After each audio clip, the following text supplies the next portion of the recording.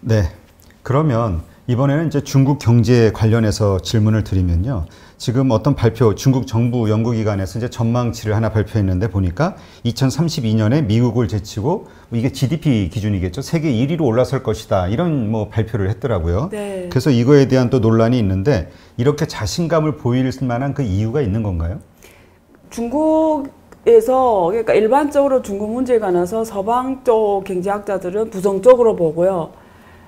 중국 쪽 경제학자들은 무조건 긍정적으로 봐요. 근데 그 중에서도 가장 긍정적으로 중국 경제에 대해서 대표적으로 긍정론자는 중국 지금 북경대학의 교수하고 계시는 리이후라는 교수가 계세요. 근데 그분이 전 세계은행 부총재세요. 그리고 대만 출신이세요. 이 사람이 대만에서 태어났는데 대만에서 범죄자가 된 거예요. 뭐 정치적 이슈 때문에 막 시위를 엄청 한 사람들이 뭐 정치적 범죄로 그런 경우 입장에서 망명해요. 대륙으로. 그래서 대륙에 와서 북경대학을 졸업하고 하버드대 가서 공부하고 다시 북경대에 와서 교수하고 연구하다가 2008년부터 2012년까지 세계은행 부총재를 하세요. 그래서 영어도 잘하시고 근데 작년에 제가 오후에 하는 세미나가 그 세미나예요. 저기 매일경제에서 하는 세계 지식 포럼이라고 있어요. 거기는 뭐 마윈 같은 사람들도 오고 뭐 총리도 오고 대통령도 오고 이런 급 포럼이에요. 이거는. 그래서 거기서 작년에 그 니얼 피거슨 미국에서 또 중국에 대해서 대표적으로 안 좋게 말하는 사람이 하버드대 지금 교수로 있는 니얼 피거슨이라고 있어요. 경제사 연구하는 사람이에요. 그래서 중국 문제에 관해서는 거의 그 사람이 거의 오피니언 리더라고 보면 돼요. 미국 사회에서는. 근데 그 사람은 중국에 대해서 굉장히 부정적으로 보는 사람이에요. 근데 리이후는 중국에 대해서 굉장히 긍정적으로 봐요. 둘이 다 극에 있는 사람인데 작년에 둘이 만나서 토론을 했어요. 했는데 거기서 둘이 내기를 해요. 근데 내기 내용이 뭐냐면 작년부터 20년이 지나면 그러면 2039년 40년 때 중국이 미국을 이긴다에다 리이후가 자기가 200만 달러를 걸겠대요. 그러면 우리 원화로 20억이 넘잖아요. 네? 그러니까 니얼 피거슨이 자기는 중국이 영원히 미국을 못 이긴다. 여러 가지 체제 문제고 여러 가지 문제 때문에. 근데 200만 걸기에는 나는 돈이 너무 많다고 생각한다. 그래서 돈이 너무 많아서 그러지 말고 20만 위안으로 하자. 20만 위안. 그러면 원화로 한 4천만 좀 안 되잖아요. 그 콜해서 내기를 했어요. 그래서 20년 후에 리이후는 중국이 미국을 이긴다. 니얼 피거슨은 세월이 아무리 흘러도 못 이긴다. 왜? 구소련 봐라. 일본 봐라. 미국에 도전했던 나라가 미국을 이긴 나라가 있냐. 그래서 중국도 절대 못 이긴다. 그래서 환상이다. 이렇게 해요. 그래서 리이후가 왜 이긴다고 생각했을까요? 그럼 그분이 근거를 말씀드리면 두 가지예요. 하나는 중국은 굉장히 나라가 크잖아요. 그러니까 동부 연해 지역은 지금 굉장히 발달을 했는데 저쪽 서부 쪽, 중서부 쪽은 아직도 월급이 있잖아요. 그러니까 사람들이 월급이 동남아에 비해서 비싸지가 않아요. 그래도 굉장히 낮고 굉장히 라쿠해요. 그쪽은. 그래서 그 리이후 말은 중국은 아직도 후발주자 우세가 있다라는 거예요. 우리가 세계에서 비교 우세론에 의해서 후발주자 우세가 있다. 그래서 이 산업 사슬렌, 공급체 이런 제조업들이 동남아는 인건비가 중국이 연해 지역은 인건비가 너무 비싸니까 동남아에 비해서 경쟁력이 없잖아요. 근데 중서부 쪽으로 가면은 노동력이 아직도 몇억 명씩 공급해 줄 수 있다. 굉장히 싼 노동력. 그리고 중국은 모든 제조업 공급 체인을 갖고 있다. 이런 완비한 공급 체인을 갖고 있는 나라는 없다. 근데 베트남에 간다고 해도 공급 체인이 만족이 되지 않아서 다시 중국에서 수업해야 되고 물류 문제 복잡하다. 근데 중국 내에 있는 모든 산업 체인이 다 있기 때문에 이런 완비한 산업 체인이 갖고 있는 중국밖에 없다. 그리고 우수한 효율성이 높은 노동자, 그리고 후발주자 우세, 그리고 중국 자체도 이제는 굉장한 제조 기술을 갖고 있다. 그리고 중서부지 아직 개발이 덜 됐다. 그래서 앞으로도 8%로 성장한다. 그러면 8%로 성장하면 우리가 계산해 보면 2030년이 지나면 GDP가 지금 8% 성장하면 계산해 보면 미국을 초월한다라는 거죠. 그래서 근데 그건 있어요. IMF가 2014년도에 보고서를 냈어요. 지금으로부터 6년 전이죠. 보고서를 내서 이미 구매력 기준, PPP 구매력 기준으로 중국은 미국을 초월했다는 보고서를 이미 냈어요. 2014년에. 네. 근데 그 지금 명목 기준으로 해도 2030년 혹은 35년이면 미국을 초월한다라는 거예요. 그래서 이게 리후가 말하는 논리적 근거가 여기서 오는 거죠. 네. 그러면 이제 그렇게 말은 하지만 그럼 실제로 지금 그 실물 경제 그 지표들 이런 것들이 정말 미국을 훨씬 앞서 나가고 있다라는 어떤 증거들을 보여주고 있는지. 일단은 지난번에 세계은행에서 발표한 전망치가 있어요. 8월달 마지막 나온 전망치가 있는데 올해 미국은 마이너스 4.9%, 전 세계 경제가 올해는 마이너스 4.9%, 그리고 미국은 올해 마이너스 8%. 원래는 6월에는 마이너스 5.9%에서 8월에 더 낮췄어요. 그러니까 세계은행이 미국의 올해 경제 성장률을 당시에 그 6월 달에는 마이너스 5.9%라고 했는데 8월에는 올해 전체 경제에서 마이너스 8%로 전망했어. 미국에 대해서. 세계는 마이너스 4.9. 유럽은 원래는 유럽이 8% 그랬는데 지금 8월의 전망치는 마이너스 12%예요. 많이 안 좋네요. 엄청 안 좋은 거죠. 그래서 지금 중국은 일단 2분기에 3.15 나왔잖아요. 그러면 지금 발표한 데이터로 갔을 때 올해는 적어도 3% 이상은 한다라는 거예요. 3%. 3%. 네, 미니멈.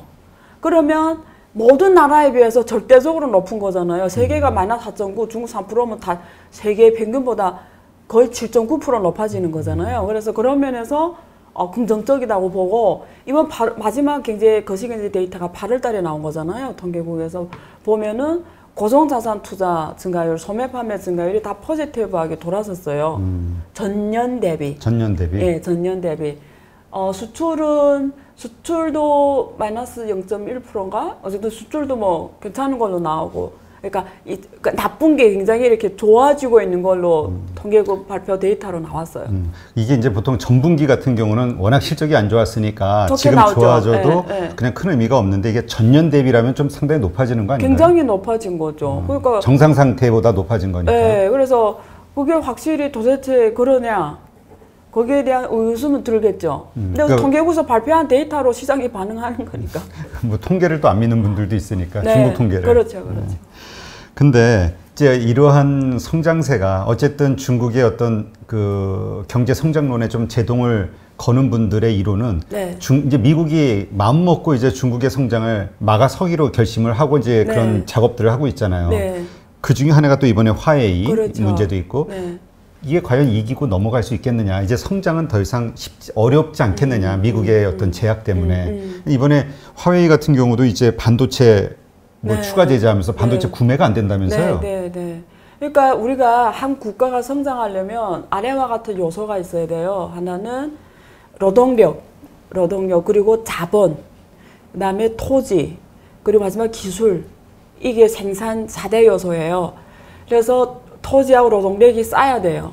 그래서 보통 우리가 그게 후발주자 우세라고 해요. 비교 우세. 그래서 옛날에 그 한국 그리고 네 마리용 그 국가와 지역 그리고 지금 동남아 경제가 빨리 가는 게 이런 노동력하고 토지 이 우세 때문이죠. 근데 대신에 이런 나라들은 뭐가 없냐면 자본하고 기술이 없는 거예요. 근데 중국이 그랬다는 거죠. 중국이 기술하고 자본이 없었던 거죠. 그래서 기술은 어디서 왔냐? 90년대 이후부터 특히 2000년대 지나면서 전 세계 500대 기업이 전체가 중국에 들어갔어요. 근데 중국에 들어갈 때 중국은 독자로 못하게 했어요. 합자가 돼야 된다. 합작 아니면 합차. 그래서 중국이 50% 갔던지 컨트롤 지분 갔던지 어쨌든 이래서 뭐 자동차 산업 대표적인 현대자동차가 대표적인 거죠. 그래서 기술을 그렇게 없는 기술을 세계 500대 기업 들어가면서 기술 부분을 보완한 거고요. 그 다음에 자본이잖아요. 근데 이 500대 들어갈 때 자본도 갖고 들어가잖아요. FDI라는 게 자본 투자잖아요. 그러니까 자본하고 기술은 외자들이 기업이 해결해 준 거예요. 그러니까 4대 요소를 만족하면서 중국이 그 다음에 더 좋은 우시가 뭐였냐면 2001년에 WTO에 가입을 한 거예요. 그러니까 중국 시장이 국내 시장에서 세계 시장으로 확 열린 거죠. 그래서 그 외상 투자 기업들이 들어가서 생산한 제품이 유럽하고 주로 미국에 수출하면서 수출 주도형으로 중국이 지금까지 고속 성장해 온 거예요. 그래서 중국은 수출 주도형 그리고 투자 주도형. 투자 주도형은 정부 중심의 투자로 진행해 온 거예요. 이게 중국의 차이나 스토리예요. 근데 지금 미국의 제재 때문에 변화된 게 뭐냐를 보면 돼요. 자, 그러면 토지하고 노동력은 지금 어떻게 변했냐를 보면 중국은 2001년 이후, 특히 2008년 이후, 그러니까 금융위기 이후부터 사람들이 월급이 공격적으로 상승하는 2005년 이후부터요. 평균 9에서 12% 상승했어요. 월급이. 그러니까 이제는 중국 사람들이 월급이 굉장히 높아요. 그래서 제조업하기에는 노동 원가가 너무 비싸. 근데 다행인 거는 중국은 인구가 많다 보니까 대체 인력이 너무 많아요. 그래서 비싼 월급도 있지만 싼 월급도 있어요. 싼 노동력. 결국 노동력 몇억 명씩 존재하잖아요. 농민공만 해도 몇억 명이 있잖아요. 그래서 그 끊임없는 노동력이 공급이 되고 이 노동력들은 일을 열심히 하고 말을 잘 듣고 노조가 없고 3교대가 가능하고 그다음에 종교가 없고 그러니까 이게 제조업에서 쓴 노동력과는 가장 효율성이 좋은 노동력이에요. 그렇죠. 이 노동력은 아직도 저는 우세가 있다고 봐요. 그러면 토지예요. 근데 토지는 많이 가격이 올랐어요. 많이 상승했죠. 엄청 올랐죠. 엄청 올랐음에도 불구하고 중국은 재미있는 게 있어요. 다른 나라에 비해. 특히 한국하고 비교했을 때. 중국은 이렇게 외상 투자를 유치하잖아요. 그럼 전략이 뭐냐면 토지가 아주 싸게 공급을 해줘요. 한국은 달라요. 외국 기업들. 네, 한국은 저기 뭐 어디 뭐 인천 개발 뭐 무슨 개발이라고 정하잖아요. 대선, 대구 개발 지역. 한국은 개발 지역들이 토지 장사를 해요. 부동산 개발이에요. 그래서 기업이 오라 이래요. 토지를 아주 비싸게 팔아줘요. 그 다음에 관리를 안 해요. 그 다음에 얘네 알아서 거기서 경쟁해 살아가라 이렇게 해요. 중국은 아니에요. 중국은 토지를 아주 싸게 공급해요. 대신에 기술을 갖고 오라는 거예요. 그럼 기술을 갖고 와서 자기네 필요한 기술이면 토지를 거의 뭐 무상으로 줄 정도로 공급을 해줘요. 그리고 매년마다 관리를 해요. 확실히 생산이 증가했냐, 매출이 증가했냐, 이 기술이 중국이라는 이 나라 발전의 공헌에는 이걸 매년마다 평가해요. 평가한 다음에 거기서 모범 기업을 선택해서 또 2년에 한 번씩 칭찬을 해줘요. 외국 기업들을. 그러니까 중국의 전략입니다. 개발이라는 게 토지 장사가 아니에요. 중국은 정말 산업 자본, 산업 투자를 한다는 거죠. 그래서 그렇게 왔기 때문에 토지 문제는 우리가 여기에서 조금 괜찮다고 볼 수 있어요. 아직도. 그래서 정책이 이렇기 때문에. 그러면 남은 문제가 두 가지예요. 기술이잖아요. 그렇죠. 자본이잖아요. 근데 문제 뭐냐면 트럼프가 아메리칸 퍼스트주의하고 리솔링 하면서 다 미국으로 오라. 그래서 밸류 체인에서 중국에 대한 의존도를 줄이자는 거잖아요. 그리고 이런 정책을 관세를 중국에 때림으로써 중국에 들어간 외상 투자기업들이 중국에서 수출하면 관세가 25% 붙으니까 어떻게 하죠? 동남아로 가는 거죠. 동남아, 베트남에서 수출하면 관세가 안 붙잖아요. 되게 싸잖아요. 베트남도 CPTPP로 해서 거의 뭐 무제로 관세 영역이 너무 많아요. 그러면 동남아로 가든지 아니면 미국으로 오든지 하니까 트럼프는 그걸 원하는 거예요. 왜냐면 글로벌 공급 사슬렌에서 중국의 의존도를 줄이려고 하는 거예요. 그러면 이렇게 둘이 지금 몸이 한 몸이 됐단 말이에요. 한 몸이 됐을 때 중국을 죽여버리면 나도 죽는 거예요. 근데 이렇게 슬슬 떼버리는 거죠. 의존도를 하나하나를 떼버리면 나하고 옛날에 구소련하고 미국처럼 경제적으로 관계가 없게 되면 죽어도 상관없는 거예요. 오히려 죽으면 더 좋은 거죠. 그래서 그 작업을 지금 하고 있는 거예요. 네. 그래서 중국에 들어간 외국 기업들, 그래서 그걸 이런 트럼프의 호소에 가장 먼저 호응한 게 일본. 일본의 기업들이 다 동남아로 가고 일본으로 돌아가고 지금 제일 먼저 움직인 게 일본이에요. 네. 일본 기업들이 가장 많이 떠나고 있고요. 그런 면에서 지금 전 세계, 그러니까 트럼프 의지는 그거죠. 전 세계가 이제는 중국 공급에 대한 의존도를 줄이자. 그래야 내가 마음 놓고 중국을 때릴 수 있다라는 거죠. 그래서 기술은 이제 어떻게 해야 되냐. 외국이 원래 기술을 부분을 해결해. 그래서 중국은 이제는 기술은 독자적으로 가겠다라는 거죠. 네. 그래서 화웨이가 소프트웨어, 하드웨어 전반 독자적인 기술 개발을 80년대부터 하기 시작했어요, 사실. 90년대, 근데 안 되잖아요, 인지니어도 없고 기술. 그래서 그렇게 오다가 본격적으로 성장한 게 90년대 이후부터예요. 화웨이는 95년 이전까지도 중국 사람들이 화웨이라 이름 두 글자도 몰랐어요. 그러다가 95년 이후부터 정부의 대폭적인 지지하에서 통신장비 영역에서 굉장한 그 저렴한 그 경쟁력으로 그리고 해외에 대한 빠른 기술 흡수로 캐나다 막 통신장비 업체를 파산시킬 정도로 성장해요. 그래서 90년대 중반부터 화웨이라 이름 글자가 들어오기 시작하면서 2001년 이후로 전 세계 시장을 설립하기 시작해요. 통신장비 업체는 가장 싸게 공급을 하니까요. 그래서 화웨이가 커지기 시작하고 후에 얘네들이 통신장비부터 하다가 이제는 디바이스 쪽으로 가게 된 거예요. 그게 스마트폰이에요. 디바이스로 하게 되고 그 다음에 디지털 세계로 가면서 뭘 느꼈냐면 하드만 해서는 안 되는구나. 결국은 하드를 조성하는 게 소프트웨어구나. 그러면 이런 미국의 이런 손아귀에서 벗어나려면 소프트웨어하고 하드의 모든 독자적인 기술을 갖고 있어야 되게 돼서 본격적으로 더 투자를 하게 2000년대 이후예요. 그래서 그때부터 이미 소프트웨어하고 기술의 국산화를 생태계를 만들기 시작했어요. 그래서 지금까지 어느 정도 실력이냐는 아무도 몰라요.